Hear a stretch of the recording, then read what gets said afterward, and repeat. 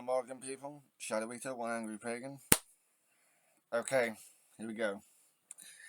BBC question time from last night. Oh, this is gonna be funny. I've not listened to any of it. I've not watched any clips, but I've heard some people talk about bits, and I'm already like, ooh. So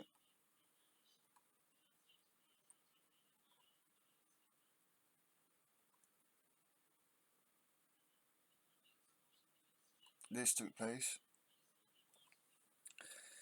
on the 25th of April, or the 17th of Ēosturmōnaþ. Oh, I'm just getting ready for it. Just getting ready for it because I've heard Chris Philps is on here, and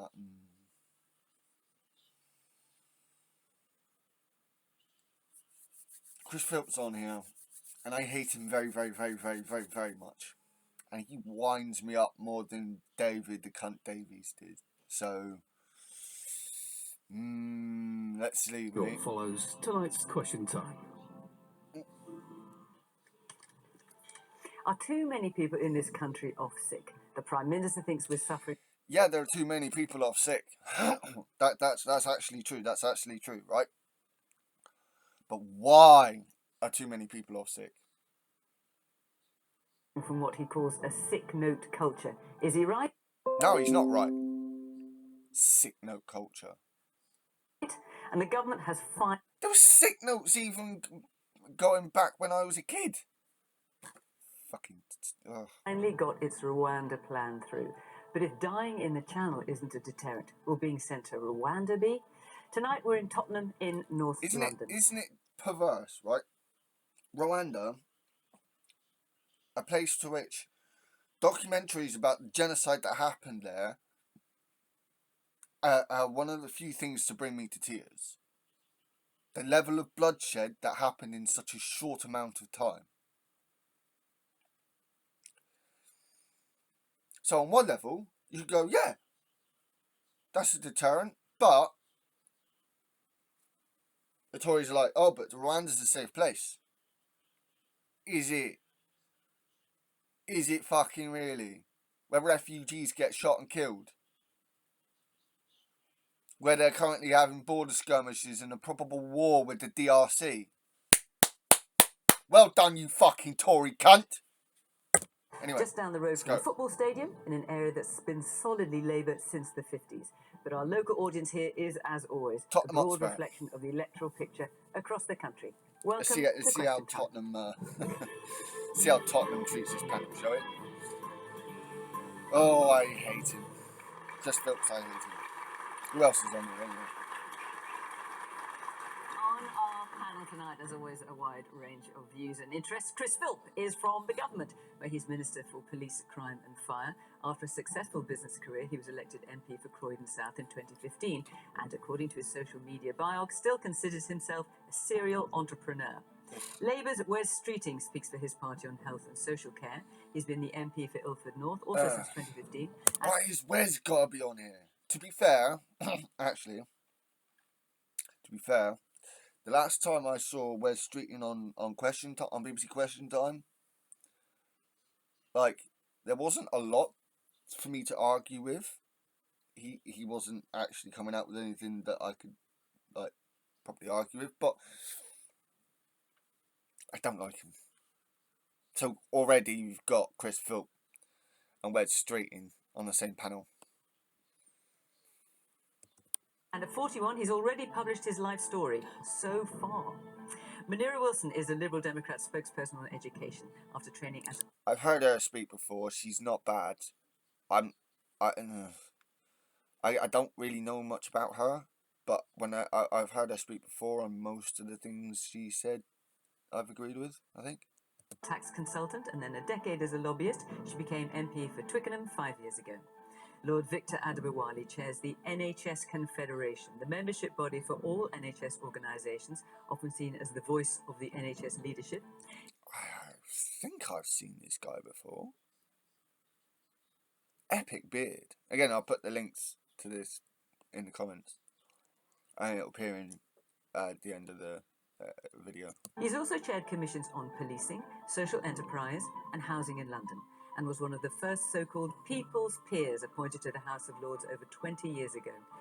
And Lord Charles Moore is a columnist for both The Spectator and Daily Telegraph. He's previously... I think I've had disagreements with this. I think I disagree with this guy quite a bit. Again, I can't quite remember whether or not I've seen. I think I have seen this guy speak before. Not necessarily on Question Time, but on other stuff. I'm pretty sure I disagreed with him on stuff on there. Just can't remember what. been editor of both, as well as the Sunday Telegraph. He's also Margaret Thatcher's only authorised biographer.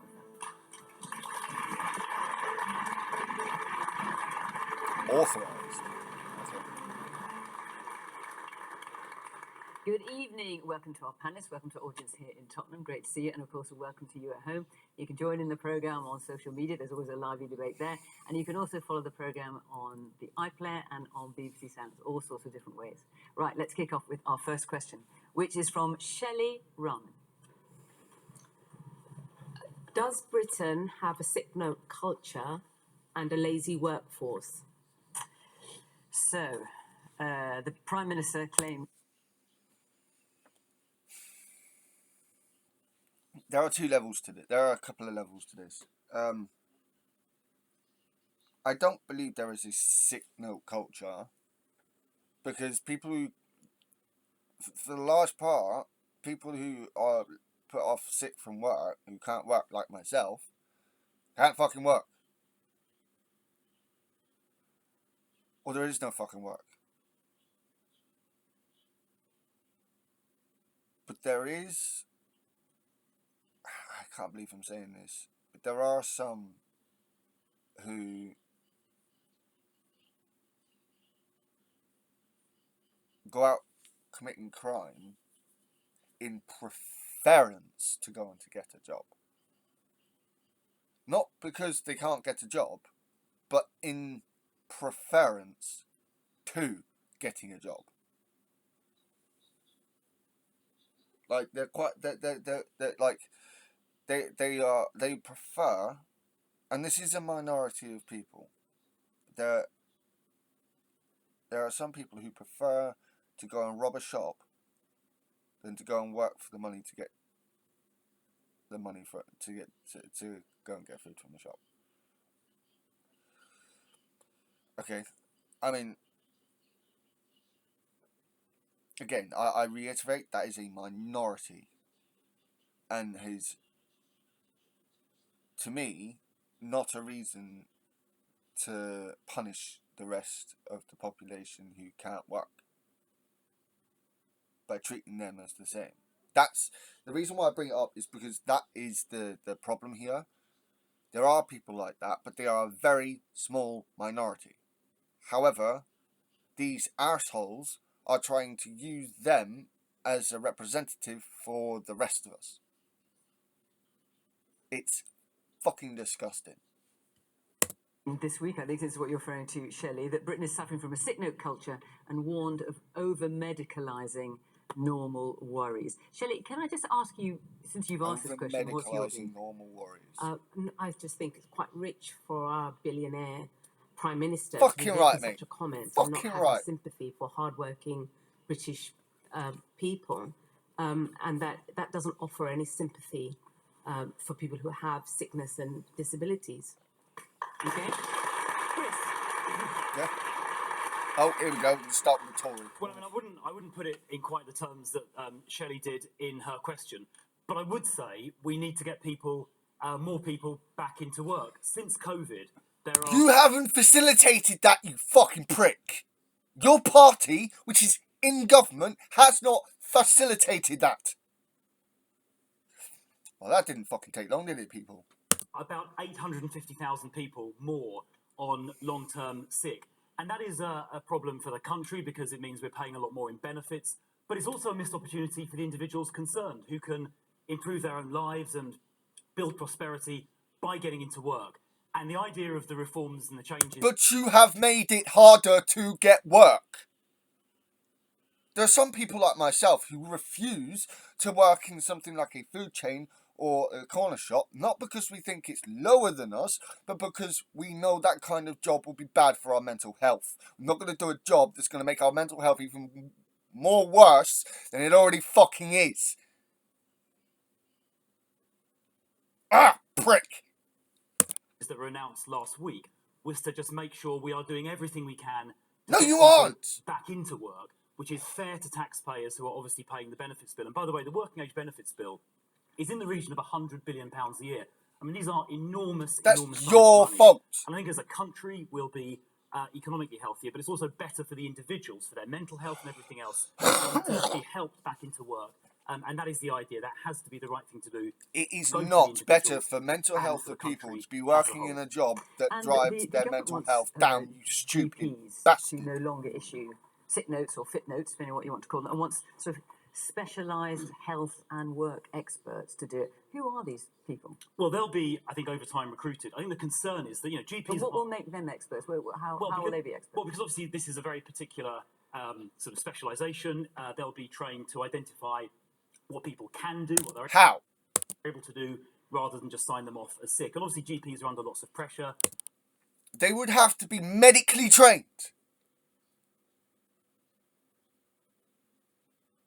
You would have to get doctors to do this.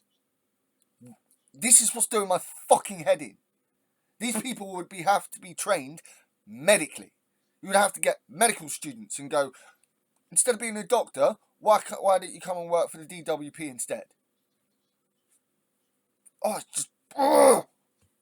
As we all know, we'd rather they were seeing, patients, you or me. There is also a concern that GPs, being busy... I'm sorry. People who have mental illness are not patients. Might just, be a little bit too quick to sign off the sick note. So having someone who is specialised in that area and who can think about what the individual is able to do, what things can they do with their condition, is a slightly more constructive way to look at it, and that's what's behind the idea. Gosh, there's a lot of hands up already. This is going to be interesting, but Wes, let me come to you first. I don't think we have a sick note culture and a lazy workforce. I think we have a sickness problem and a lazy government. And I think only this Prime Minister... Well fucking said there, Wes. Only this Prime Minister saying that. sat in number 10, looking at NHS waiting lists just south of 8 million, looking at mental health waiting lists that see 40,000 children in our country waiting over 2 years for treatment, and think that what we really need to do is sort out the bit of the system that gives them sick notes, rather than sort out the bit of the system that keeps people waiting so long for treatment and care. And of course GPs... He's exactly right here. It's not the sick notes that are the problem.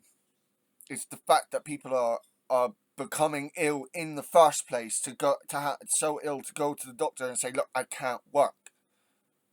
That is the problem, because they're not being fucking treated. We are not being fucking treated. Ugh. Are having a real problem at the moment with their workload. And yes, I think it is true, and I've said myself in the past, that I think there are GPs who are dishing out sick notes without being able to see their patients in the way they'd want to, because they've got an enormous backlog. Of course that's the case, because there are thousands fewer GPs than there were in 2015. But if we want to sort this problem out, and if we want to deal with the fact that the benefits bill is rising and people are off work and it's harming our economy, then let's deliver 2 million more appointments a year to cut NHS waiting lists with £1.1 billion, as Labour's committed to. Let's have mental health support in every school. Let's have mental health hubs in every community. Let's train 8,500 mental health support workers, as Labour has committed to do. Let's double the number of scanners so we could diagnose earlier and treat faster, as Labour has committed to do. If we can get people treated and back on their feet, we can get them back to work. But I'll just conclude by saying this, and it goes to the heart of the question, actually, and about this Prime Minister, and particularly what he says about mental health. He hasn't got the first clue what it is No, he like fucking to doesn't. lie awake at night worrying about whether you can pay your rent, whether you can pay your mortgage, whether your home... I hate to be agreeing so much here with Wes Streeting, but fuck, he is right. What? Rishi Sunak doesn't have a fucking clue what it's like down on our level. Near billionaire that he is, growing up in the comfortable lifestyle that he fucking did. And he tries to talk to us like he's the same as us. Fucking little prick. This going to be repossessed, whether you're going to be evicted, whether your kids are going to self-harm or attempt suicide. And you haven't got the first. And no, that's not me talking on the on balance of his skin. I'm talking balance of his fucking money and his lifestyle. And I think we need a Prime Minister and a government that is in touch and has a record of delivering on the NHS, and that change can only... And that is Labour. Argue with me if you fucking dare. come for a general election, and that general election cannot come soon enough. So let me just ask you, because there are a number of pledges you've made, which you made before in terms of doubling the number of district nurses, more health visitors, doubling the number of CT, MRI scanners, all that kind of thing. Labour said they were going to pay for that by abolishing the non-dom tax status. The government's stolen a march on you, has already said it's going to do that. So where is the money going to come from, all the things you just listed? Well, hang on. So when you say government stolen the march, the government went from saying, oh, no, not the poor old non-doms, and by the way, they'll leave and you'll never get the money in. No, they took your idea. There's no doubt No, about no, no, that. no. Shut up. They took your Shut idea, up. but nonetheless... Shut up, Fiona. Let him fucking finish. Let him finish. Let him fucking finish. Down on tax avoidance and close the tax gap in our country, where we see far too many people not paying their fair share, who tend to be people who can afford to pay. That's the first thing. The tax gap is the smallest it's ever been, Wes. Oh, bollocks. No, that is actual bullshit. It is the largest it's ever been, you lying little cunt. Wow.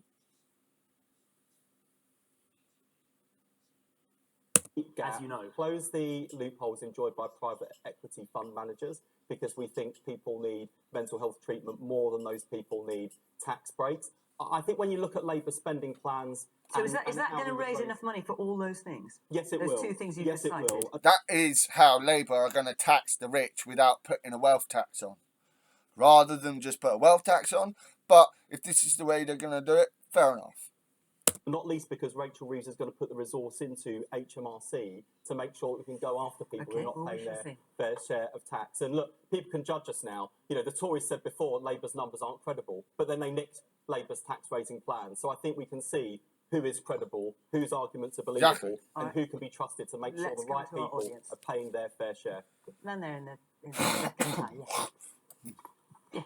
Thank you, Fiona, and happy birthday. I think just to start off with... Everybody, really? I'm 60 today, let's just get that said. Oh, my goodness. And thank you. To start off with, I think it's very... I know I just had a go at her, but fuck, she does not look 60. 60? Fuck off. She's not 60. Wow. Very unfair for the government to essentially pin the blame on the British people, as ultimately it's a systemic problem of long-term chronic austerity. And I think... Yep, young lads, fucking bang on here. I think actually the government have also pretended that they are trying to fix the problem by deceivingly raising the national living wage, or otherwise known as the minimum wage. But of course, it is businesses that ultimately pays this price. And I think just on a wider note, I think Gen Z are actually quite keen to crack on and do well in life. They've seen what's worked and what's not. But it is this government that's presided over the most tax rises in any given parliamentary term. Record tax burden, and I think we need to return to a way where it was fashionable to get on and do well, and ultimately cut the tax burden, because I think when you give humans freedom, they can actually achieve incredible things. Okay. Woman here in the yellow shirt, right in the middle there. Hi. When you say that you're going to train experts and get them ready to be able to assess people, exactly what you're going to do? Because I have a client who was claiming disability benefits. He hasn't been able when to... you say have a client, what do you do? Okay, I'm a nutrition and lifestyle coach. I help people to improve their posture and well-being and intimate health. But I have a client who, I don't know how he injured himself, but he wasn't able to sit or stand for any long length of time for over 18 years. I've been with him when he's gone to have his assessment, and because he can stand for 4 minutes... Gotta admit, I have similar issues. Not quite as bad as this, but I have similar issues where I can't stand for too long, I can't sit down for too long, just because it hurts. You know, I've been trying to do my own physiotherapy, trying to strengthen the muscles and whatnot, but minutes, he's deemed as being able to work. That's such a dangerous position. I've had to overturn his. Yeah, I've collapsed in the job centre more than once. I collapsed in Plymouth City Centre. I've collapsed just around the fucking corner in the street from here. No fucking warning it was about to happen. It just happened. But the Tories seem to think that my ailment and ailments like this mean you are fit for work. How are you supposed to work when you can't even predict when you're about to drop to the fucking floor? Loss of income twice. I managed to overturn it because somebody has used a piece of paper and ticked and said, well, he walked from the door to the monitor, so that means he's okay. He can stand, he can turn. He had a rucksack on his back, but it only had a bottle of water in it. How are you going to train these experts when actually for me to assess one client takes me about 8 hours? How are you going to really be able to assess these? Yeah, this is what I'm fucking talking about. These experts that Philip was fucking talking about would have to be medically trained. If not, they will not be good enough. They would not be suitable for the job. They're able to work because so many. If you have an argument with that, put it in the comments. Issues around mental, emotional well-being is post and pre-pandemic. It's as a result of the pandemic, on top of the result of let's change the way in which we're going to give people their benefits. Let's make them go to work. I don't think everybody doesn't want to work. People want to work, but you talk about prosperity. We want a job that takes us somewhere, not just something to tick a box and say, all right, we've well, got less people working. Do you want to answer that quickly? Because I need to get around the Well, rest just of the look, I think how are they especially going to know what they're doing? people working. I shouldn't have made a mistake there, but account you gave there of someone who had a sort of 4-minute check exactly illustrates why more specialism is needed. And the question to get to is what can that person do constructively and realistically do? And that's where we need to they get will to. have to be Just a response medically to the trained. gentleman at the back with the purple tie. Now, hang on a minute before you move away from that. The point I think you're making, forgive me if I paraphrase you wrong and interrupt me if I do, is that you say it takes 8 hours to assess someone properly. That's just your opinion. Other people might He's feel differently, completely of course. ignored the actual point.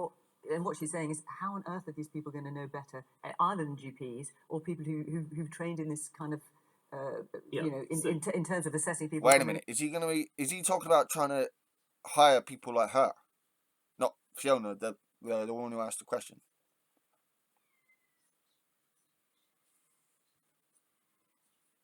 He is. So the point is to have people who are properly trained in making these assessments. You're obviously very specialist in your particular area of, I think you said, nutrition and posture. We need to make sure the people doing these assessments, rather than being generalist My nutrition and posture are fucking horrific. GPs that have 100 other things to worry about, are specialists in understanding what a particular individual with particular circumstances, maybe mental health, could be physical health, what are they really If there were more GPs, this wouldn't be so much of a problem. realistically saying. able to do? Yeah. That is the kind of question we need to get to. But I do want to pick up this one amendment. The fact the minimum wage has gone up from a derisory £5.93 an hour under the last Labour government up to £11.44 now. Inflation, you fucking prick. I love how the Tories always ignore inflation. Yeah. There's a reason why prices now are not the same as they were 40 fucking years ago. Chris Philp, you fucking idiot. He can't do fucking maths. How is he a successful businessman when he can't do fucking maths properly?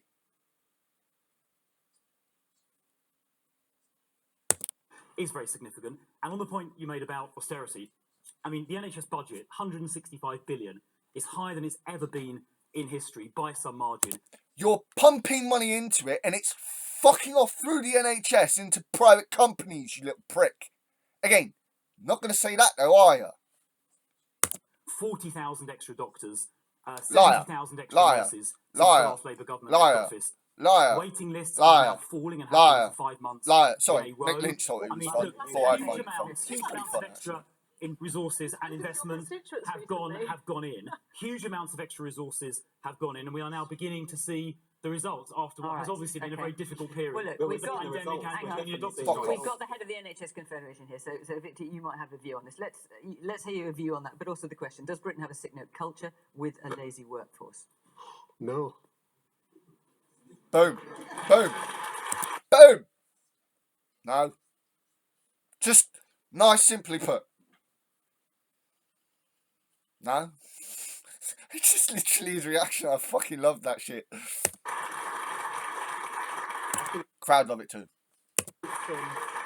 Look, I mean, I'm getting on a bit, right? You're 60, I'm 62. I've got 2 years on you, right? And you Everyone knows Still can't believe she's 60. I'm honest, 60 we now. all know. Anyway. You look good though. You look good. Thank you very much. Thank you, Matt Worker. I'm feeling terrible. I've got a cold. Yeah, you look pretty cool as well. But honestly, if you can set your watch, I kind of groan. There's an election coming. The government gets tired. They're casting around for something to say that's going to keep the base or generate some energy about something. It usually involves having a go at somebody, right? Yeah. And the language that we use, it gets used again, even in the question, do we have a sick note culture? It's cruel. Mm-hmm. You know it. You know it. If you're at home and the number that you use, Chris, 870,000 people, well, 2 million people have got long COVID. It's a recognised illness as a result of the COVID. So let's just be clear about what we're talking about here. Owned, motherfucker. I've very rarely met somebody who doesn't want to work and doesn't want help to work. For every month you're out of work, I'm hoping within the next year or so to try and get a job at either the zoo or Torquay Museum. I'm gonna have to be very particular in what job I get there, but I'm wanting to work in either of those two places on a voluntary basis if necessary to begin with. But I have to make sure that my body is going to be able to take that shit. That's the problem. Like, if I could do if I could do a job in science where I'm doing research, I could do that. I could definitely do that shit. It's just the physical side of things that properly gets to me now. your mental health deteriorates, but measurable mental health, anxiety and depression scores. You need help to regain confidence, to build the skills, retain the skills, and you might go back to different work. When somebody says sick note culture, Yeah. See, my qualifications were in bricklaying, plastering, and carpentry. Joinery. Building. I wanted to build houses. I can't do that any fucking more. And the Tories want to punish me for it, apparently. when somebody says that you need specialists, what people have got, and your question was very pertinent, what people have got to used to thinking is that it doesn't mean an additional investment in occupational therapists. That's not what you're talking about. And nobody believes that's what you're talking about. What they think you're talking about is somebody who works for the DWP or a private sector company who's measured by the ability... And it will be a private sector company because guess what? It's fucking Tories. ...to beat you back into a job, which is not the same thing. Looking at the NHS, my members tell me 41% of NHS staff went in feel unwell at any one point, right? 54% went into work while feeling unwell. 34% are emotionally exhausted, and you all know what that feels like. Right? 30% are burnt out. 57%, however, think the NHS actually does quite a good job, and I'm really pleased that NHS England have continued the professional support for professionals that work in the NHS. So we need to do this. We need to stop using this performative language. Rishi knows better. He does. He runs the country. I don't think he does. I don't think he does know better. I think this is all he knows, performative cruelty. It doesn't matter about him billionaire. Bit of empathy, bit of kindness, bit of understanding. Talk to I'm sorry. people. This is where I am going to disagree, right? Okay, yeah, you can have empathy as a billionaire, but if you're one, a Tory, two, a billionaire, and three, have grown up, or near billionaire, and three, have grown up in absolute comfort, not having to struggle at all, you cannot understand what it's like for us down at this level. You just can't. At least not unless you've worked with people down at our level. If you can't have empathy for those people even then why should we listen to these people? Fucking ridiculous. People want to work. Let's work with those people, give them the support they need and the time that they need, and they'll work. But let's not beat people, let's not be cruel, and let's not waste money. And there's no point saying, right, we're spending 100 billion quid, so therefore we've got to be cruel to a section of the community. That No one's talking about being just, no one's saying that. it's not. Yes, you that's are. what it sounded Yes, you are fucking saying that, Chris Phelps, you hateful little prick. That's exactly what you're saying.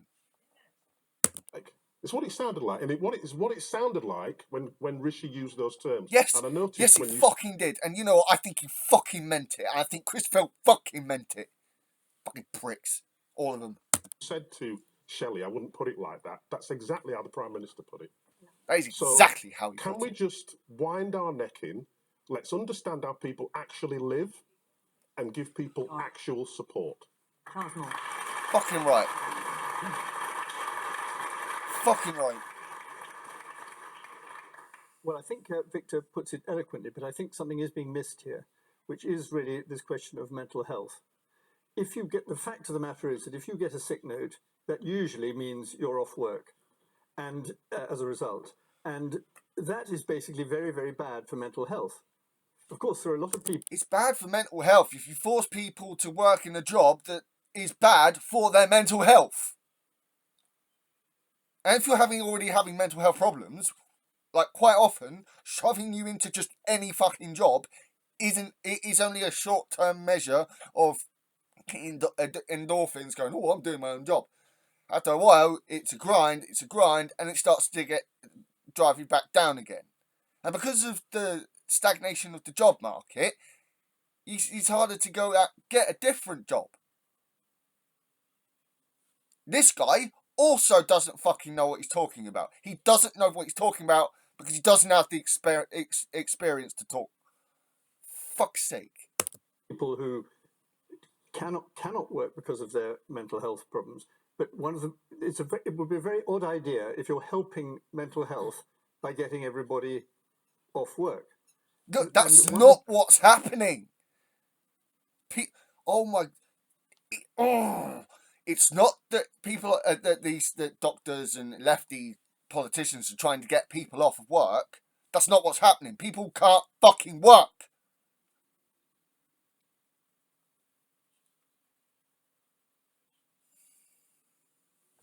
The problems with the National Health Service, I think, is that it's actually very ill-adjusted to the. Yeah, my dude.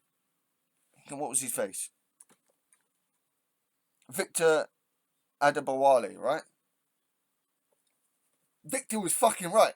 And he sat there looking at Charles Moore talking here going, what the fuck are you talking about, mate? Question of mental health is much better on physical health. And it's rather behind the curve on. Better physical health can help with your mental health. Not an absolute, but in general, better physical health can help with your mental health.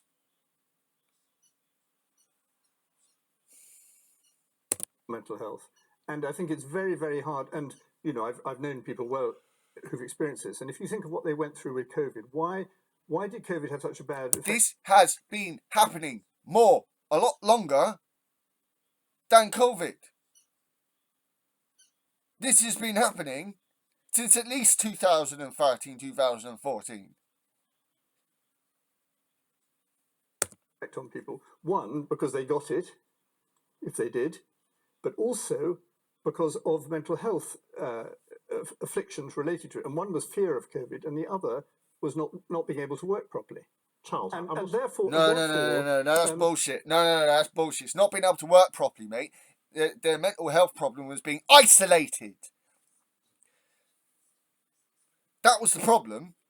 He's explaining this by saying, oh no, this the reason why people were getting mentally ill at home is because they couldn't go to work. Fuck off.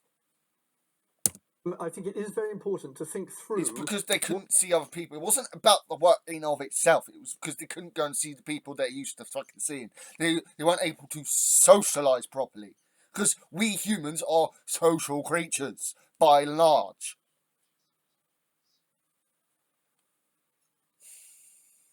What we're doing when we're signing people off all the time for mental health, and it cannot be the case that this guy is used to the days when mental health wasn't considered to be an issue. He wants us to go back to that. Ignorant cunt. For example, I believe the increased diagnosis of ADHD is 50% in the last 6 months. Now, there's something funny about that. It's not really a believable statistic. And I think that what we need to think about here is.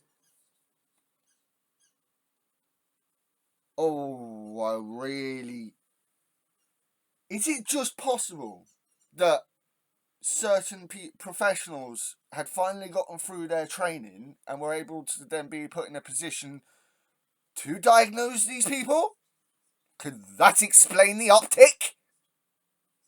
Prick.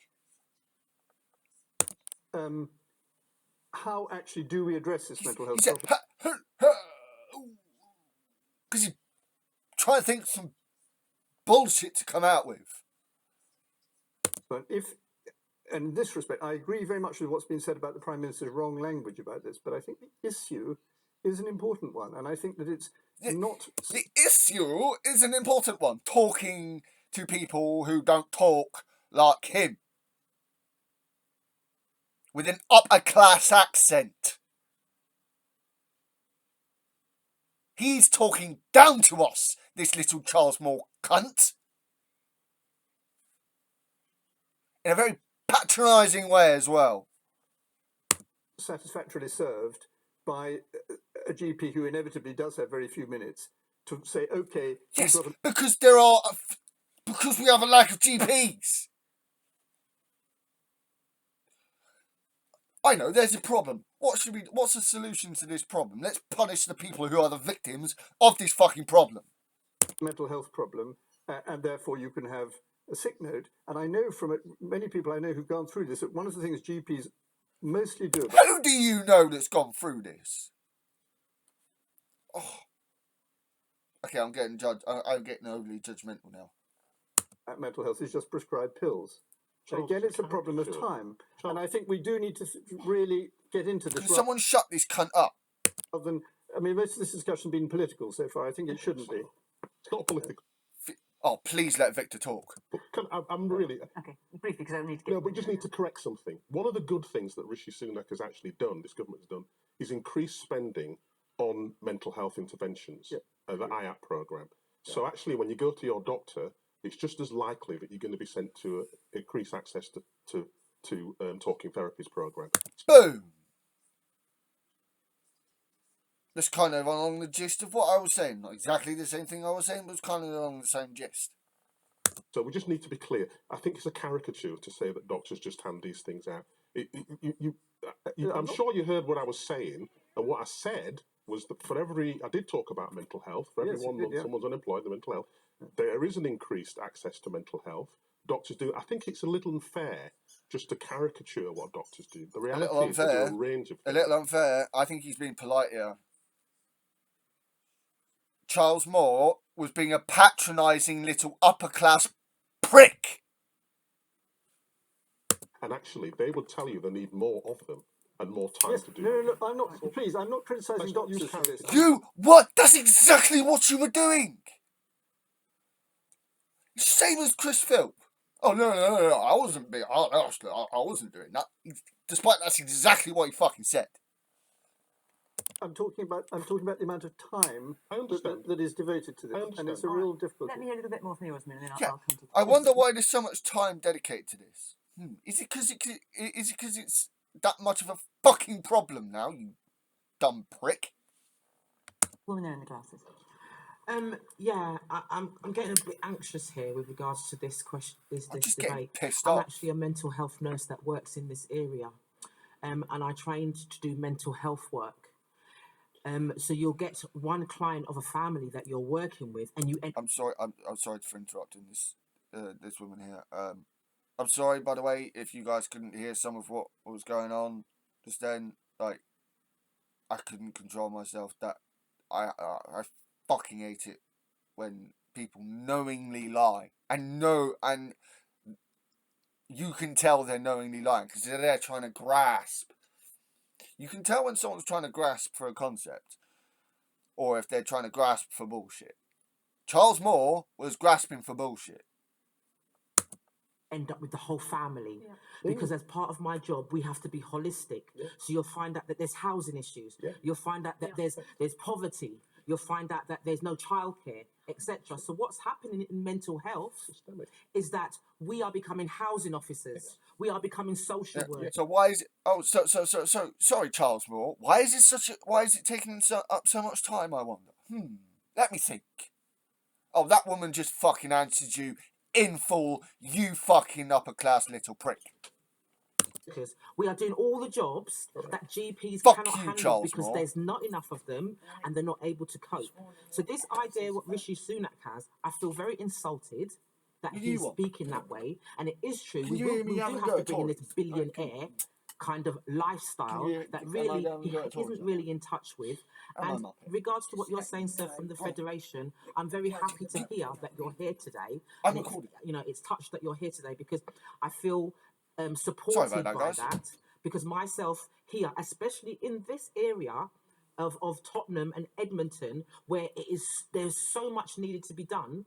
How can you expect one person to be trained to do something that you obviously don't understand what mental health is? You obviously don't understand the remit of what is going on. Exactly. They don't fucking have a damn clue. So all they do is patronise. Charles Moore wants the state of our mental health services, the way that we think of mental health, to go back to like it was 40, 50 years ago, because he's an upper class, old little shitbag. Going on in this world and what can cause things and what can cause someone who's working perfectly well to crash. Okay. No, we hear what you say. Fucking hate these pricks. That woman answered Charles Moore in full. I'm going to do this in the interest of balance. Is there anyone who either has some sympathy with or agrees with what the Prime Minister is trying to do in terms of, you've had the Prime Minister, you also had Mel Stride from the government talking about perhaps. I'm not seeing any hands up in this audience. Hang on. I thought I saw one hand up. Conditions. I mean, these are not Guy my put words. his But hand back this is something that they have claimed. One. Well, can I just ask? Do you agree with the Prime Minister? No. Nothing the government is doing. One, I'm disabled. I've got 2 broken shoulders. I've been homeless for 8 months. I've had people like him saying that people need to go and see these medical therapists. Do you know Atos Healthcare? You probably heard of it. You discriminated it, and then because it was useless, and then you put it back in. Why did you do that? What, so you're criticising that particular company? Is that what you're doing? I was criticising the government because they put the company back in. Right. Atos Healthcare. Okay, I you mean, know what I'm talking about. I'm not just why Atos Healthcare are not here to defend their record, clearly. But the government... The point here is that the guy got poor treatment because of a private company that the Tory party had allowed to be properly seeded into the NHS. And they removed it and then brought it back again. Well done, you cunts. Sorry, I don't know the full details on this, but I'm guessing that's just going off of logic here. Like, I'm guessing that's what this guy's talking about. We want to talk about Tottenham because this is where we're talking about. And Haringey. Haringey is depreciated. I've been waiting 8 months to just get housed. I'm disabled. I've got Crohn's disease, right? I've got 2 metal shoulders, right? And they say To be fair, this guy is holding himself like he's got, like he hasn't got, like, I don't know. He's holding himself in a way that's not natural. So I can believe that. Do you know what that means? Anyone? No. Oh, close. See, I'm not a priority. Thank you. You're not a priority. That's what they're I'm telling not you. a priority. Okay. All right. Well, we listen. We hear what you say. Thank you for your And contribution. this is why Haringey Council is despicable. And this is Tottenham talking. The way that the disabled are treated is fucking disgusting. It is absolutely fucking disgusting how the disabled are treated in this country. And now that involves, you know, because mental health is actually recognised for what it is now, that now includes people on mental health. Rishi Sunak coming out and saying to the rest of the workforce, to everyone who's basically on off sick on mental health reasons, oh, you're not actually ill, mate, go back to fucking work. Read between the lines, and that's what he's fucking saying. Well, I'm sorry to hear about your situation, and Frank, it sounds like you quite rightly should be a priority. But to answer Shelley's question directly, the answer is no. And frankly, those comments were an insult not just to my constituents, but millions of people up and down the country. I don't know if Chris has knocked on doors recently or spoken to his constituents, given some of the comments that he made. I certainly find when I'm going round, given the cost of living crisis, where people can, they're working not just one job, sometimes 2 or 3 jobs, so that they don't have to choose between heating and eating. And for those who can't work, they desperately want to work, but they're stuck on those NHS waiting lists that Wes has referred to. Okay, right. Now, Liberal Democrats have said we need to fix the front door and the back door to the NHS, and that means, with regards to GPs, having a GP guarantee that you can see a GP within 7 days, and that means hiring another 8,000 GPs. That doesn't happen overnight, but there are lots of different ways we can try and get people back into the workforce and train new GPs. But we've also talked about public health, and actually one of the things that we need to do is help people to stay well better. Now, we've had a lot of discussion about mental health, and I very much agreed with the mental health nurses' comments that actually the issues behind mental health are really complicated, with housing and poverty and so on. But also, Liberal Democrats have said what people need at various points in their life. What we need is a multilateral solution. We need an approach that comes at this from multiple different sides at once, not just attacking one bit, then the next bit, then the next bit, then the next bit. It needs to be coming at all different sides at all different times. It really does. Particularly vulnerable to having mental health issues is having a mental health MOT. So we take a preventative approach to health and not just treating people all the time. And then you've got to fix the back door that is social care, because if you're disabled or if you're very ill and frail and you need social care you can't release the hospital beds by discharging into social care. We know that social care is absolutely broken. We need to increase the salary that we give to care workers so that we can tackle the workforce shortages. My sister has been working in the social care sector because she hasn't had the employee protections that a lot of people would get in, say, the public sector. She's now having to think about quitting her job.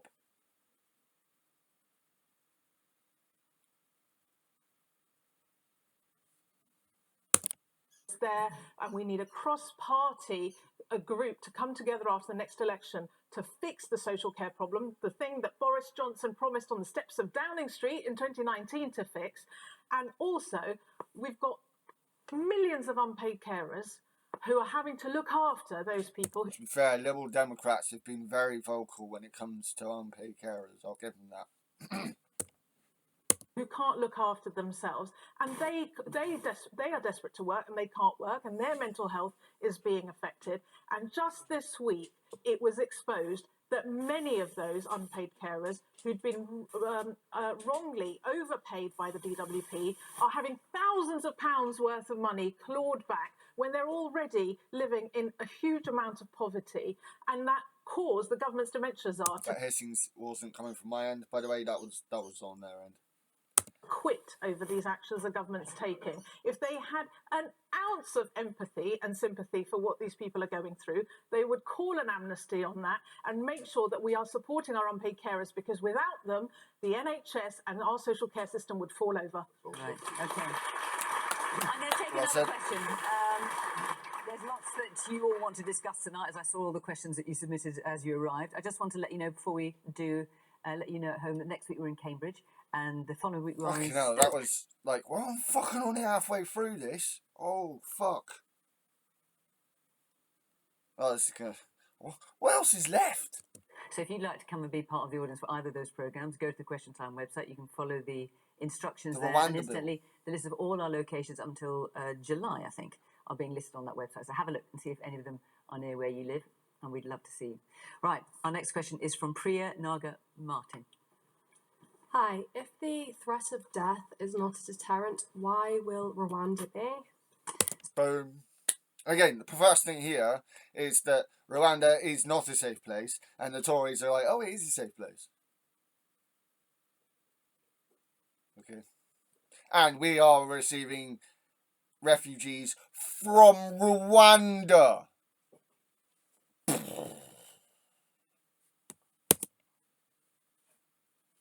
So, of course, the Safety of Rwanda Bill was passed on Monday night. It took 2 years, but it got through on Monday night.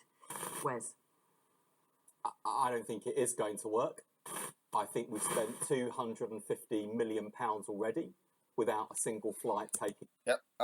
Again, that hissing sound, that's on their end. Someone's brushing a microphone or something. Off.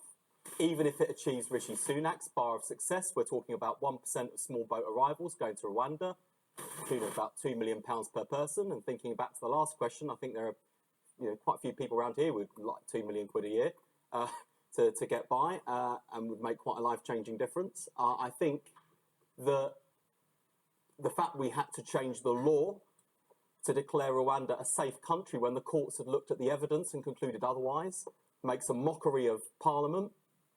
I think the fact that we still see people coming over and dying in the Channel, at the same time they're being smuggled by criminal gangs who are making a tidy profit out of human misery and suffering and exploitation, is a disgrace.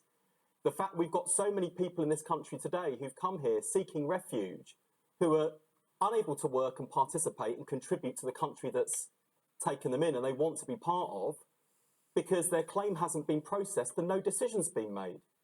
I think the whole system is a mess. And, when you've got everyone from Labour and the Liberal Democrats through to Nigel Farage saying this scheme is not going to work, it is not going to be a deterrent, and even the Prime Minister himself, when he was Chancellor, opposing the scheme in Cabinet because he didn't think it would work. Wow. Like, he's hitting all the notes here. I mean, I might have missed it, but I didn't hear him say that it's an inhumane thing, which Keir Starmer did.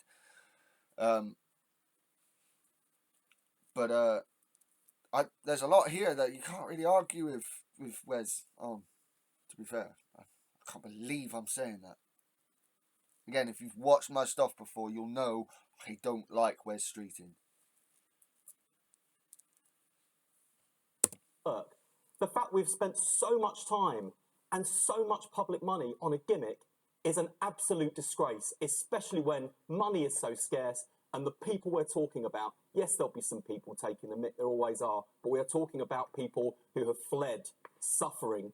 Again, it goes back to what I was saying earlier about the question earlier about sick notes and stuff. And, I turned around and said there's a very small minority of the people that aren't in work who prefer not to work and go out robbing instead and get benefits.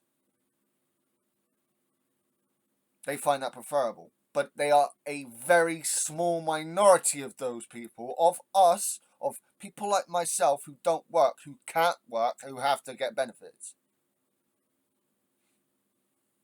Torture, misery, and are in a desperate situation that none of us would ever wish to be. And having seen some of those people in my constituency advice surgery, desperate to participate, desperate to be part of this country, desperate to build a new life, and they are demonised in the way that we've seen, with ugly rhetoric from people like Suella Braverman, who is still a Conservative MP, even though she associates with the far right across Europe, I think it's an absolute disgrace. And it's a shame on our politics. Again, I can't believe I'm saying this, but he's right. Fucking Wes Streeting is saying right things. He's saying correct things here. He's not saying right-wing stuff. He's saying left-wing stuff here. Why are you so fucking confusing, Wes Streeting? Chris.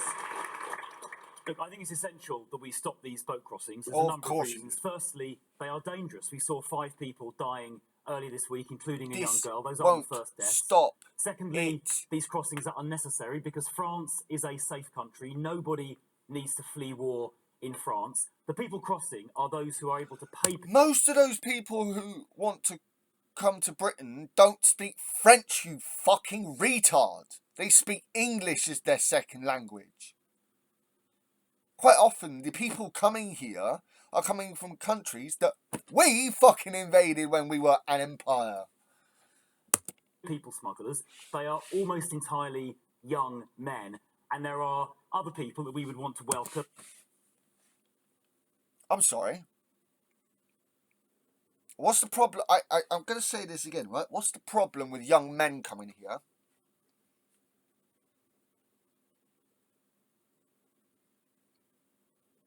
Those young men don't want to fight those fucking wars. They don't want to fight in a fucking war. Why should they have to?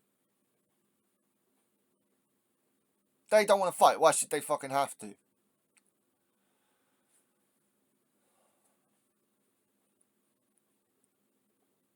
Again, he's doing exactly what Wes Streeting and Manera was saying that he was doing. Demonising these people. And looking evil and patronising whilst doing it. Families, children, people with vulnerabilities, people that come from war. It doesn't matter how many dangerous times you do places, that as as we if have you're done, whipping welcoming someone. people directly I from know you Syria, want to do that. Afghanistan and Ukraine, for example. So we You've do been have shutting down safe routes, you Tory cunt. to stop these boats, which are dangerous and unnecessary. Now, I really hope either Manera or Wes turns around and says to him, "You've been shutting down safe routes, you stupid prick." Obviously not using those words. They've got to be polite. But I hope they come back with a response like that. Was will the program, the Rwanda plan, actually work? And there are 2 examples, 2 cases. Where are most of these people coming from? They're coming from nations where they are at risk. That Albania stuff from last year, you do realise sex trafficking is quite a big thing in Albania. They don't like talking about it. It's quite a big thing across Eastern Europe.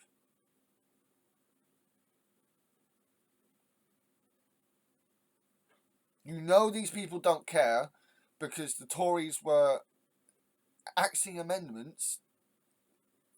They kept axing amendments for victims of slavery, victims of sex crimes, people who'd worked with our fucking military. Studies that I can give in support of the hypothesis. Camera just switched to a woman who had asked the question, and she's looking at him like, "Shut up, you fucking retard." That it will act as a deterrent. The first of those is in Australia about 10 years ago. They had a very similar problem. People crossing from, I think it was Indonesia. They implemented a program called Operation Sovereign Borders, very similar in principle to the one. It was called out by human rights organisations all over the globe, including here in Britain. Moron. The scheme, and very quickly their illegal maritime arrivals that were about the same level as ours went down to 0. Now, they didn't have to ship 50,000 people somewhere for the deterrent effect to work. It was a relatively small number before the deterrent effect kicked in. And let me give you a second example. In 2022, the most numerous nationality crossing the Channel was for people from Albania, which obviously is, generally speaking, not a dangerous country. We reached a returns agreement with the Albanian government. People coming here from Albania quite often were those victims of sex trafficking.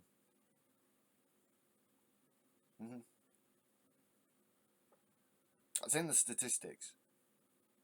And he's ignoring this on purpose, just as the Tories always do.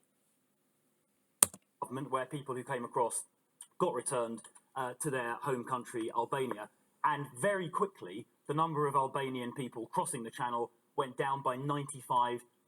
So those two examples, Australia and the recent Albania. The Rwanda thing had nothing to do with Albania.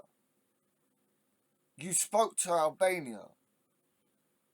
They've been saying to do these deals with different countries for years. And you've gone, no, we need a gimmick.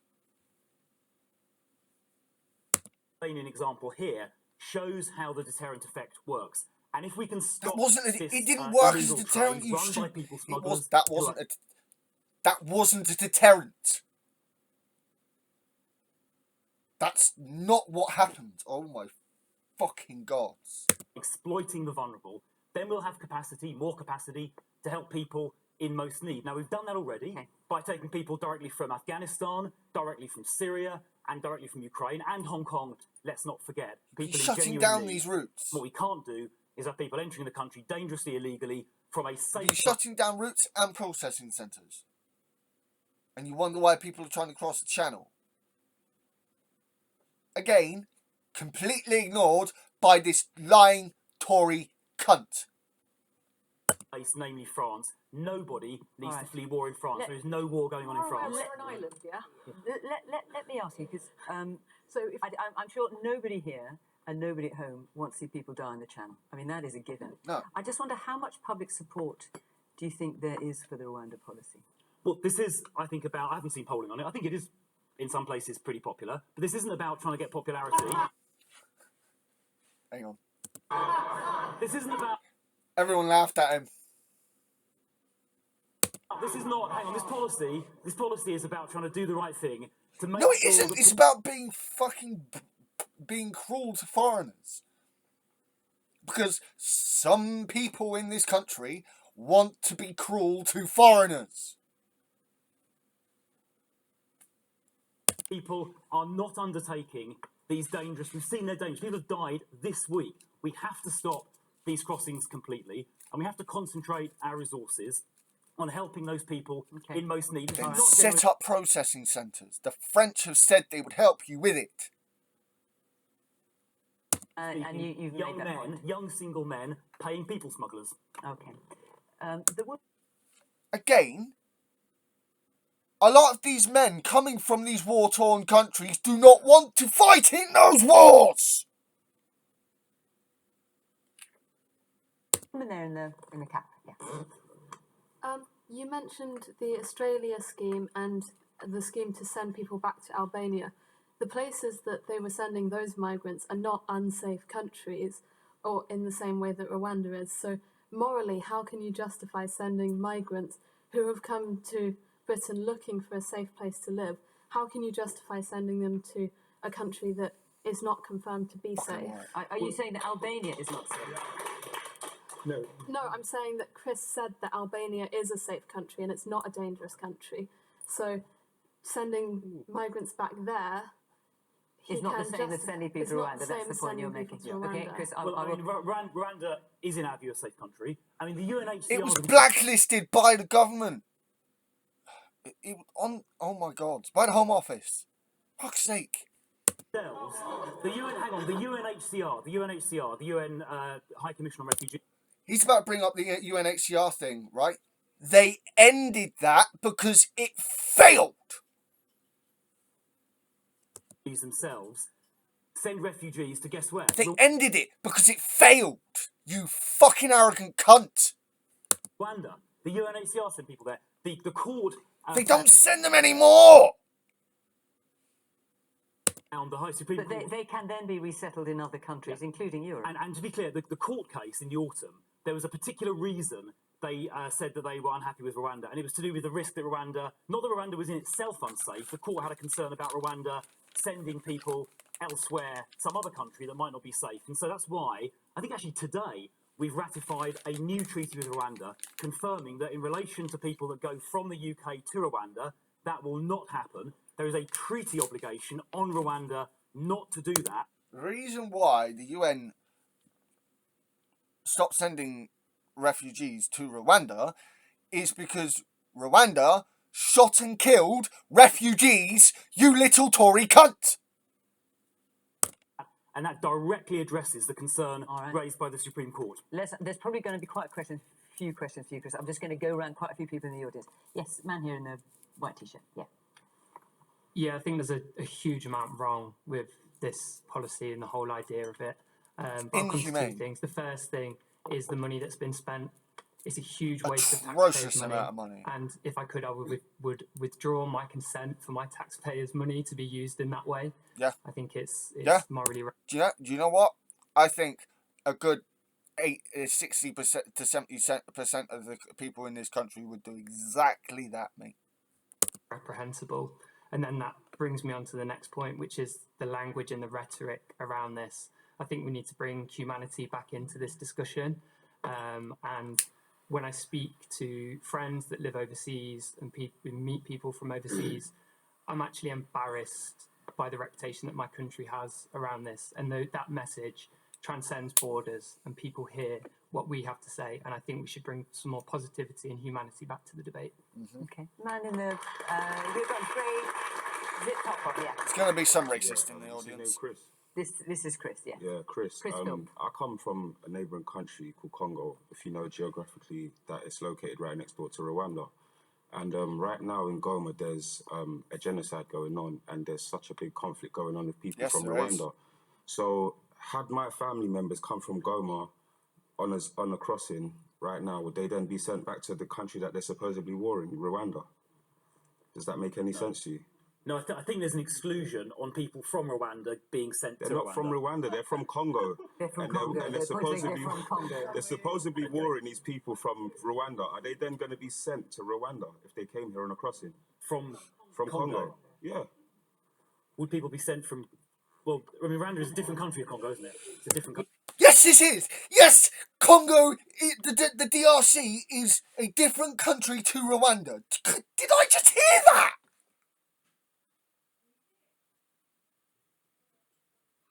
How is this guy an MP?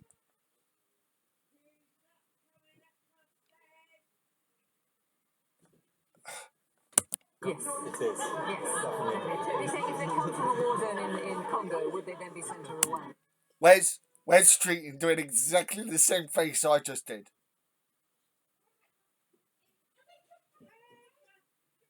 What the fuck? Well, there is a clause in the legislation that says if somebody would suffer, I think the phrase is serious and irreversible harm by being sent somewhere, they wouldn't be sent. So there is that safety mechanism built into the legislation. Yeah, but you guys said that you were just going to ignore the courts when this sort of argument was brought up. I'm pretty sure I remember that. Charles.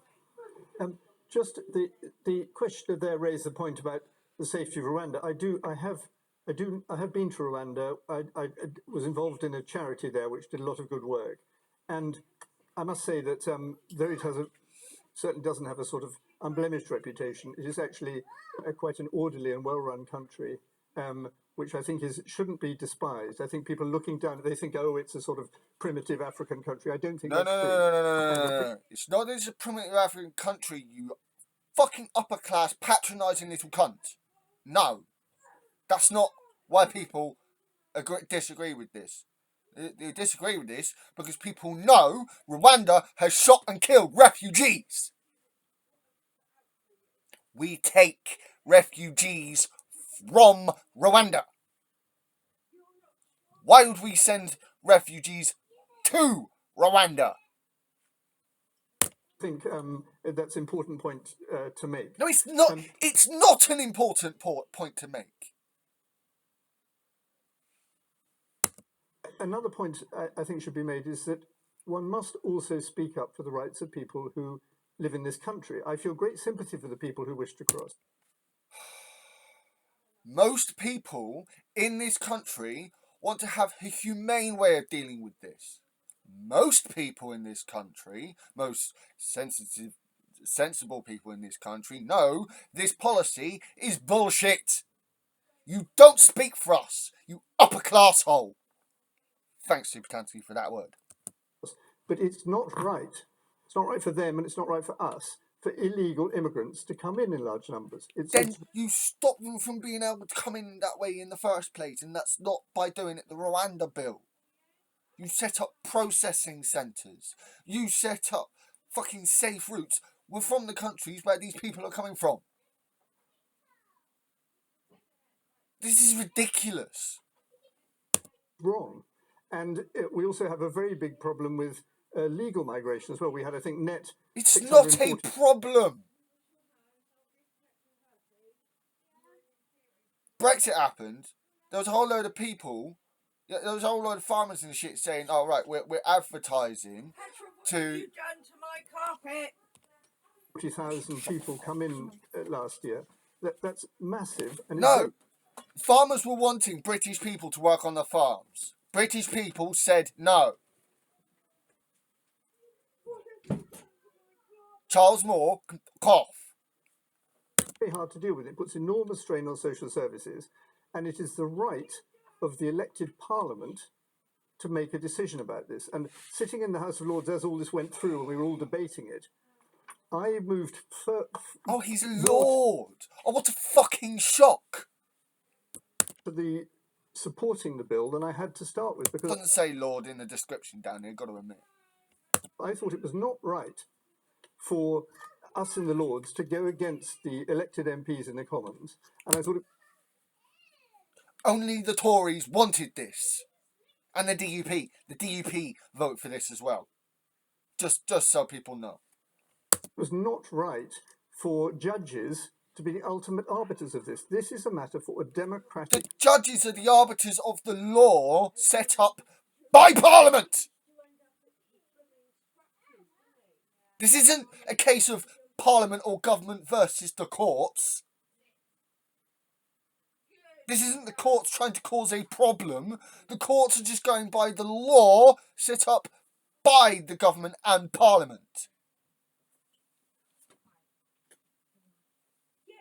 Parliament. And if a democratic Parliament wants to do this in defence of the rights of citizens, it must be able to do that. And that's why in the end the Lords finally did. It's not in the defence of our own citizens at all. Please, let's have some proportion about this. Oh, fuck off! You have some fucking proportion, you upper class old little cunt. There is a very, very strong need to stop illegal migration. And proportionality! He talks about proportionality and speaks in favour of the Rwanda plan. What an idiot! And if we get it right, which we may well not, I admit, then if people don't go on these boats, that'll be... Every word that comes out of this cunt's mouth is patronising. I hate him. Fantastic. It'd be fantastic for them, their safety, and it'd be better for Britain. Okay. Munira, to Charles's point, that we need to do something to stop illegal migration. Absolutely. I think we're all agreed. Nobody wants to see these dangerous channel crossings take place. And let's not forget, this week, a 7-year-old girl died in the channel. Yes, now, I'm a mother to 2 children. We know this. I don't mean to sound heartless, I'm not. We know a little girl died in the channel this week. Under the age of 10, and I can't even begin to imagine having to make that decision, what kind of threat or conditions that you're having to live in, that you would take that risk with your child's life. And that tells you that the Rwanda policy is not going to be a... I really wish some words was spoken in defence of the young men coming over. Because quite often these people, these young men are just passed off as potential rapists. despite the fact that more rape happens to white women in this country by white men. Deterrent, Talk about because proportionality. If as a parent, you're prepared to put your child's life in danger by crossing in a dinghy the channel, then clearly it's not going to be a deterrent. And if the government think it's a safe country, then it won't be a deterrent. And if they think it's an unsafe country, then it's an outrageous thing to do to insist that that those coming across on exactly what I was trying to say earlier with with what I was trying to say with this being so fucking perverse. On these boats should be sent there. This has been a colossal failure. £241 million of taxpayers' money has been wasted on what is essentially policy by press release, because we're heading into an election. Yep. And Rishi Sunak thinks this might help him win a few votes when he's plummeting in the polls. That £241 million, we've just been talking about accessing GPs and getting healthcare. £241 million would have paid for 5.7 million GP appointments. Or it could have paid for 6,000 Home Office caseworkers to clear the 128,000... Which is what Labour want to do. ...asylum backlog. And actually, if we had a system that worked efficiently, processed people quickly, and sent those back who weren't entitled to be here, that would be a far bigger deterrent. We're straight in nodding along here. And 3/4 of those who have come over in boats are actually coming from places like Afghanistan, because we haven't kept our commitments there to allow in people who have helped the UK and the US. And I had a case in my surgery just a couple of weeks ago about somebody who worked with the US and UK forces and as an interpreter and had his application rejected. I'm working with my constituent to help him, help his friend who is been tortured by the Taliban, is now in hiding and separated from his family. So we need more safe and legal routes, and to keep our promises to the Afghan people. But the problem is the government doesn't want to focus on the mundane tasks of fixing the backlog. Yep. And so But I said this before. Labour's plan, and obviously evidently the Lib Dems plan, it's not sexy. It's not optically appealing, apparently. But it works. Sorting out those safe and legal routes, because this is an election-grabbing headline. Well, frankly, the people are fed up of it, and it's time. We just had a general election. Victor. Well, you know, I'm always intrigued by... I was listening to Charles and others. I'm always intrigued by when people who are members of the House of Lords or members of the government say, I've been to Rwanda and it's perfectly safe. I mean, when you get off the... If I got off the plane in Rwanda, I'm sure... I don't know if you guys can hear that. The amount of people laughing in the at what Victor just said in the audience. It's just funny. I thought it'd be perfectly safe. You know, decent hotel, you know, gin and tonic at 5 o'clock. But I'll tell you what, I want to live there. And I'll tell you why I wouldn't want to live there. Because my gay friends couldn't come and visit me. Because, as that chap, there's still skirmishes on the borders with other countries, which means it's not safe, right? It's just not safe. And because you've been there... I mean, here's one. Okay, I have a direct comparison here. How would it be if we started sending these refugees to Ukraine? You think it's safe to send... I just think that's nonsense. I'll just be honest with you. I think the examples that you gave, there is something...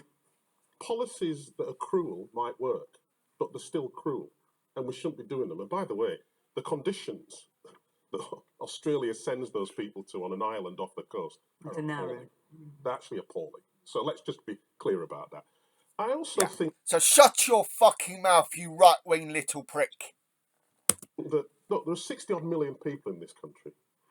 By and large, right, we are kind... Nicely said, Victor, nicely people. said. We know that because we've just taken thousands of Ukrainians in, plus thousands of people from Hong Kong Chinese, right? So we know that. We also know that there are places and people where cruelty is popular. You the government should not be supporting that on that basis. You know Fucking it's right. cruel. There are three things about this thing which are wrong. The first is, this is a country of law, and yes, you're right, we have got a democracy in the government that leads us under law, right? And it was High Court judges that said that Rwanda was unsafe, not some think tank or a couple of people behind it. It was the High Court. They said it was unsafe, and then in order to respond to that, the government said, we think it's a bit like the government saying, we're going to legislate against gravity because it's inconvenient. To which my response is, take you to the top of Victoria Tower, you jump first. So I just think it's nonsense. Then there's the cost, Fucking right. and I'll just give you a number. I love this. Victor is intellectually humiliating both Charles Moore and Chris Philps here. It is delicious. Doing the sorts of things that Munira has suggested that are like common sense, boring, common sense, doable, and would work, would cost about £53,000 per person, right? Doing it the government's way costs £233,000 per person, right? Some of these people, quite rightly, could be helping you, could be helping you, could be helping you, could be helping you, because they want to work. And what we do know is that actually this economy, the NHS, was built by people who came over as migrants. And I do... Yep. Bang on. I do feel offended on behalf of my pet. Victor, I'm a big fan of Victor. I'm well, I don't know him well enough to say I'm a big fan, but becoming a bit of a fan of Victor Adebowale here. Because yeah, he knows how to intellectually pull apart right-wingers. I like doing that myself. This is fucking great. I've never taken a penny. God rest his soul, my dad and my mum are still alive. Never taken a penny from this country. My mum worked 40 odd years in the NHS. And I know, and she knows what people mean when they start talking about too many immigrants. All right, Charles, do you want to come in and answer before I... You know, and I just think that this policy is cruel. Full stop, it's just cruel. Okay. It's unworkable, it's unsafe, and it will not deter people because they know there's very little chance of them getting on a plane. Charles. Bang on. What I think Victor's missing is that the present... Victor isn't missing a damn thing, you racist cunt! ...circumstances are cruel. It's very, very cruel that this system is this great big business model of crooks sending people across... No. You don't get to excuse the cruelty of the government by equivocating with the cruelty of the people smugglers. You can fuck right off on that cunt. The crooks. In very uncertain... No. Very uncertain No. future, that's cruel. No. And it's pretty difficult when they get here because if you ever have... No. These people are cruel. People smugglers are cruel. I'm not denying that. But you don't counter it with cruelty. Very large numbers of people arriving, it's very hard to look after them properly. Really? I wonder why. Could it be because, the Tories have smashed our public services? Is it because the Tories under Thatcher ruined housing? In a rich country, that is hang on, Charles. Sorry. And look, you know something that really gets me. Go on. The fact of the matter is, go on, man. There's a way of talking about this. Human beings live together for thousands of years. It's always been difficult, right? Always been difficult. What makes it more difficult is when we get the kind of performative language that suggests that you should live in fear of people that don't look like you. Yeah. People have come from a different place. Fucking right.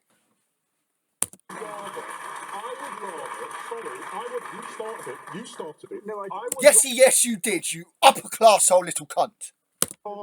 That you actually talked about hope. You gave people examples of which there are millions of the benefits of migration.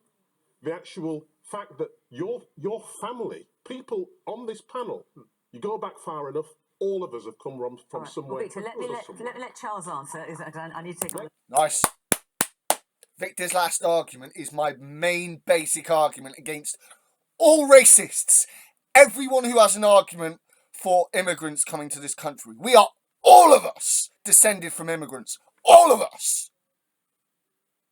You don't get to discriminate because someone else comes from somewhere else.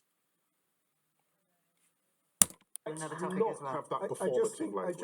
it's not performative. I think it's very It is performative. You are a prick. difficult to take in a very large number of people at any one time, Clearly isn't. particularly if they're not.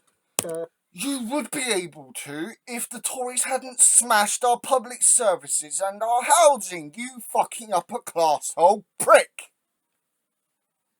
Legal, and apart from anything else, if there's a queue, they're jumping it, and that is a serious problem. It's not good that we have 45,000 people in. The queue is so jammed up. Is the reason why they're going to the French coast, because we've closed down processing centres. You fucking little cunt. See, I can make an intellectual point and swear at the same fucking time. Hotels, and you can't say, oh well, this is easily answered. Let me deal with that issue. And hang on, please, Victor. I think you're being rude and unfair to people Oh, who have absolutely piss genuine off. worries about this No, I'm not. situation. I accept the because worry. you're saying this language is performative. It is performative. Really, when you're It is talking about too performative. many immigrants, It you're is saying No, it is something performative. No, you're dark and unkind. It's you not- are pandering to it's not racists because you're an genuine outer upper it's class true. hole, I hear what racist you're little saying. prick. Let Charles answer as well. Every country in the world needs to be concerned about the level of immigration. It doesn't mean Humans migrate. It's part of our nature. That needs to be facilitated.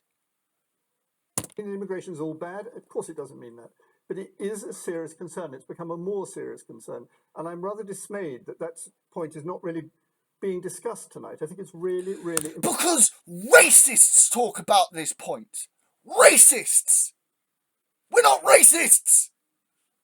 Important, and it will be really important, I think, at the election. And I'd add one more point. It's important briefly. it's also reasonable for any country to have some kind of control. So we can debate this and we can agree or disagree about how much or little immigration we think is right. But it should be for the democratic parliament to decide that, and not for people illegally entering the country paying people smugglers. We can agree who we need to come here to go after the people smugglers. which we're doing. Obviously, Wes, we're doing that. It'd be Obviously, so much we're doing better if you that. put the money You're not from obviously doing it. You're spending all the money on sending vulnerable people to Rwanda, you cunt.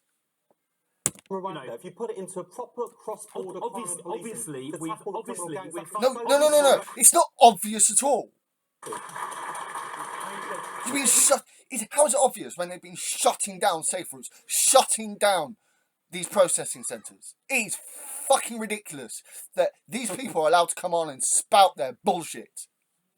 Whereas, as I get a letter every week, a classified letter from the NCA, like I can tell you that the National Crime Agency, a very large proportion of their top operations are directed against the gangs. Obviously, that's happening, but we do need to have control over who doesn't come here, both to work legally to come here and work, which we obviously value, but controlled. We'll decide who meets the criteria, and for humanitarian purposes, we should decide, the government. Pretty sure the Tories cut the budget for the National Crime Agency.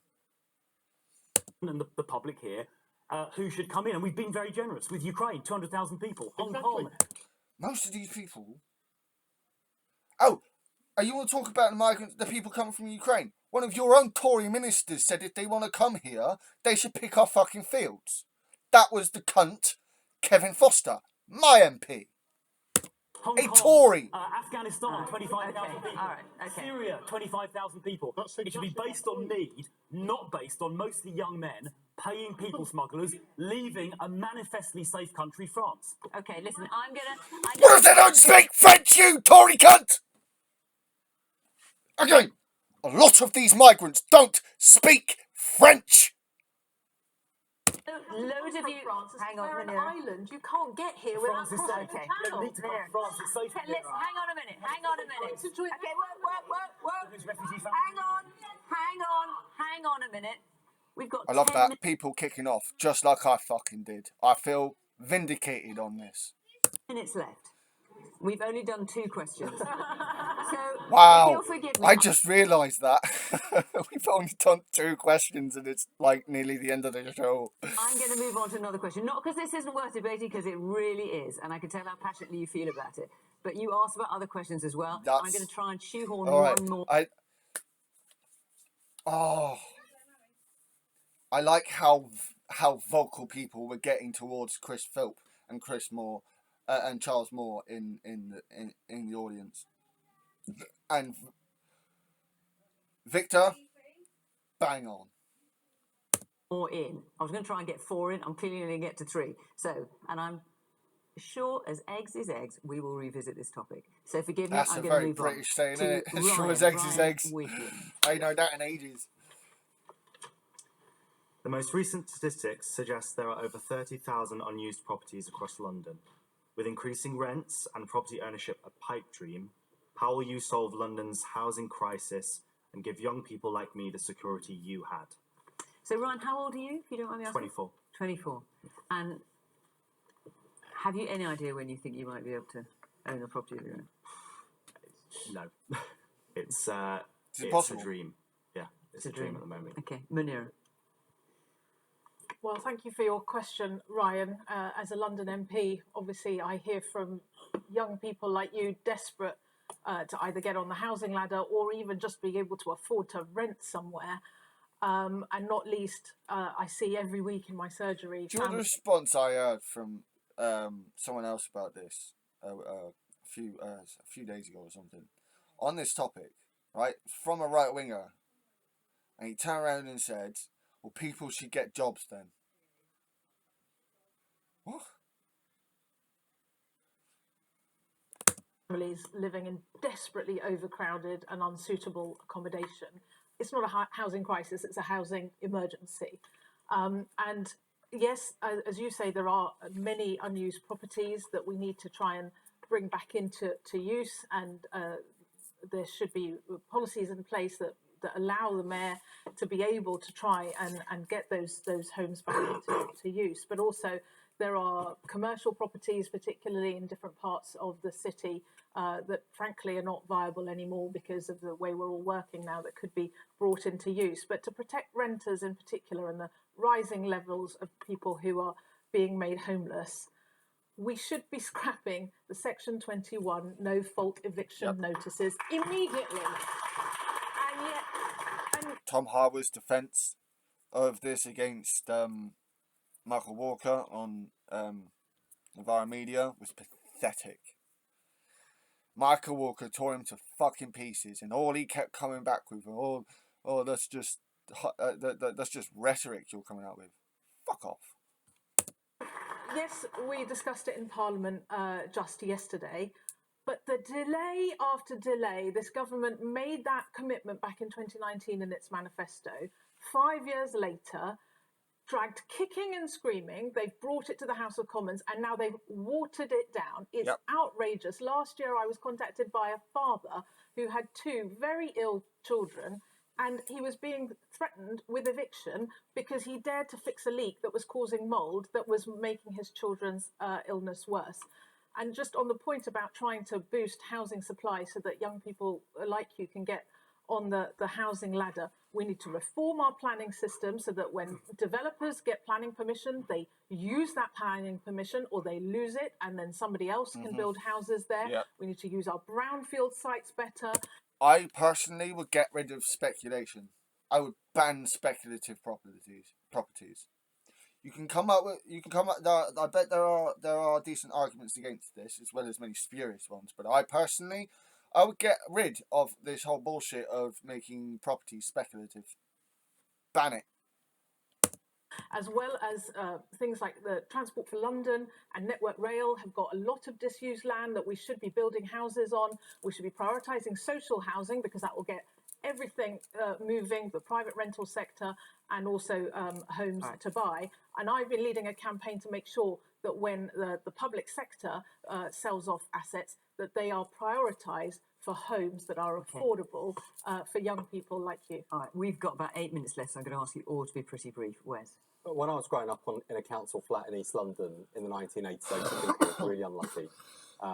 mates in my primary school from wealthier families had nicer homes, and I could really see the difference. And now when I look at my housing casework, I realise just how lucky I was, because kids like me, growing up in poverty in our city today, they don't have a council flat. They're being pushed from pillar to post in temporary accommodation, bed and breakfast, bed sit. It is horrific. It's not just London either. It's happening even in the Shires. That London's Mayor, Sadiq Khan, is building more council homes now than at any point since the 1970s. We've got to go further and faster. We are not going to tackle the housing crisis unless we build more homes, because that is where the crux of the housing crisis is. And a range of homes. Homes that people can buy, homes that people can rent, and genuinely affordable council homes too. And that's our ambition. And I think there's lots of things we need to do to unlock some of the land, particularly, I mean, I've got lots of green belt in my constituency, I'm proud of it, but let's be honest, there are patches of what we call grey belt in the green belt, bits of disused land where, you know, some new homes or it would make a real difference. That's the level of ambition we need to get 1.5 million more homes built over the course of the next parliament, so kids have a decent home to call their own.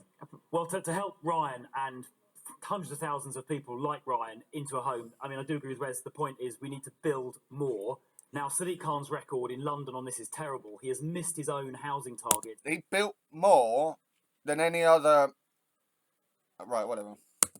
By an average of 15,000 a year. It's one of Sadiq Khan's many failures, the others including knife crime and goodness knows what else. I mean, the government's missed its own housing targets nationally. Well, I mean, the total number of... Shut up, Phil.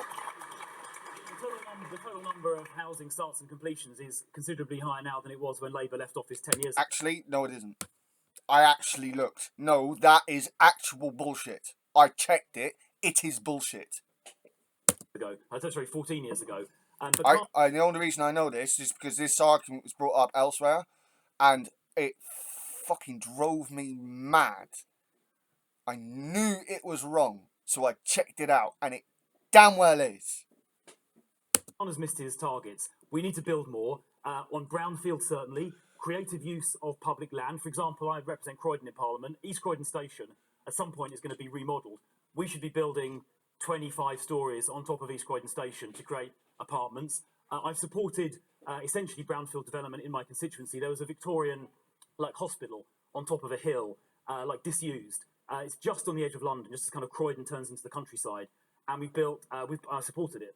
600 homes, a place called Cane Hill, 600 homes on that kind of brownfield site.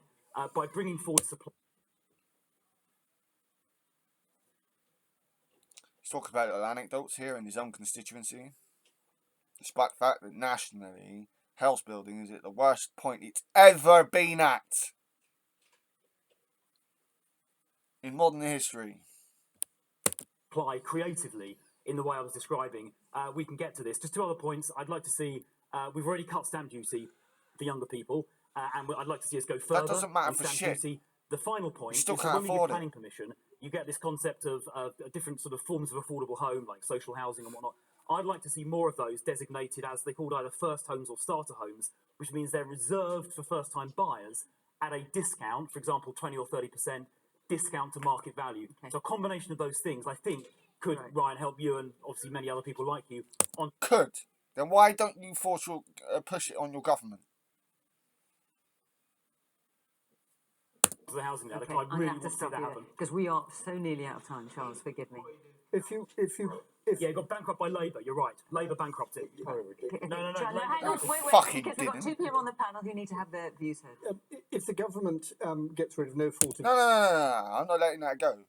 No, it didn't. No, it didn't bankrupt.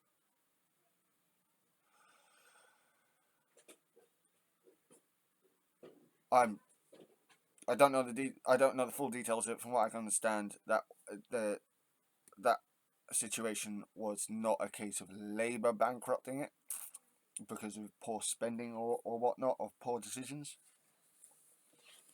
Lack of funding was a big problem. Evictions, lots and lots of landlords will withdraw from the market and rents will go up. That's the reality of the situation.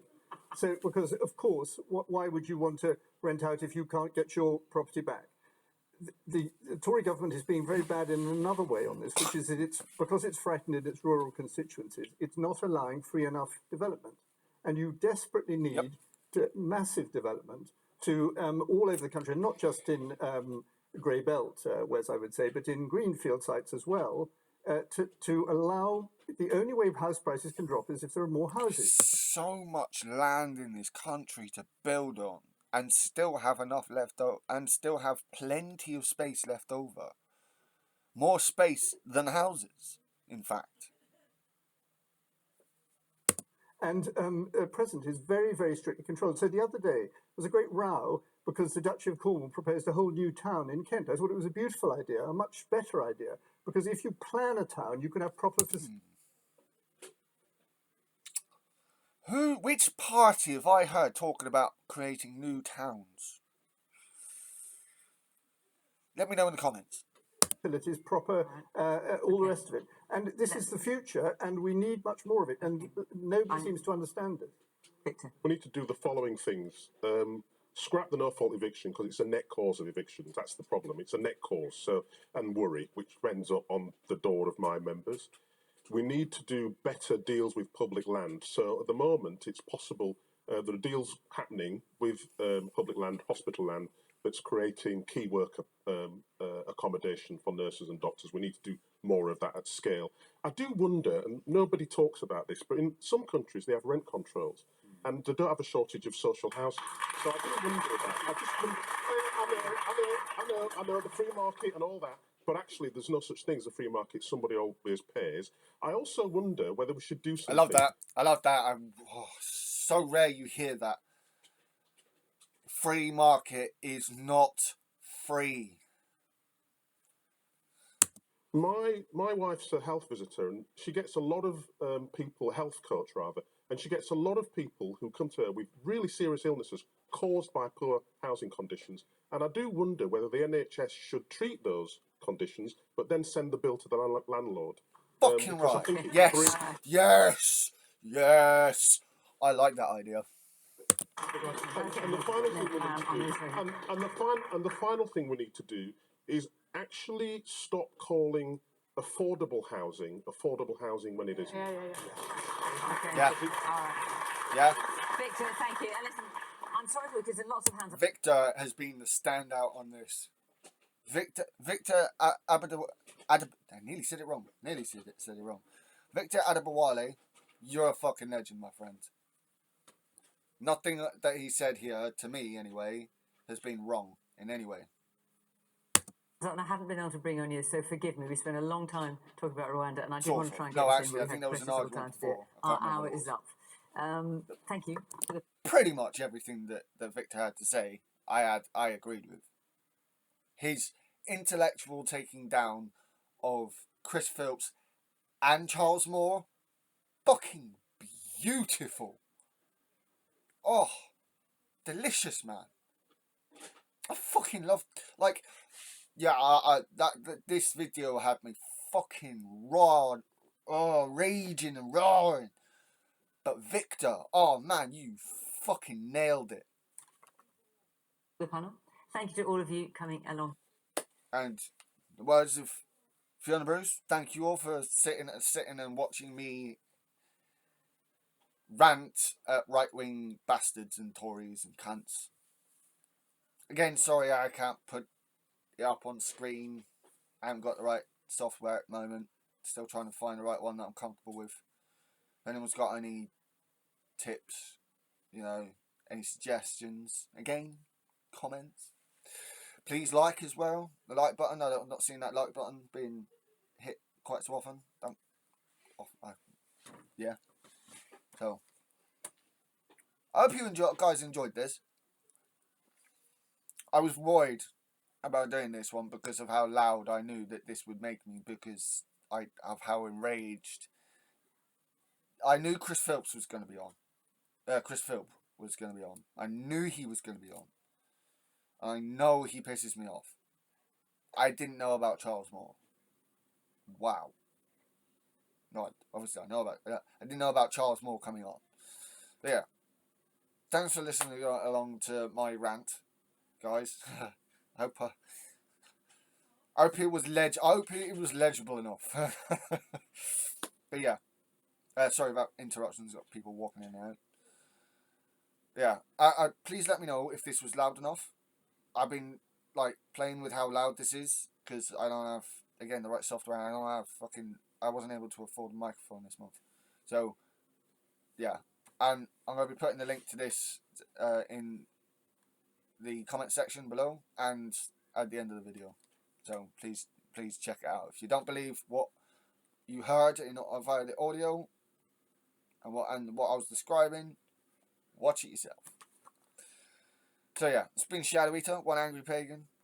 Blessed Thursday, guys. Good words to you. My shield at your backs. Good fate.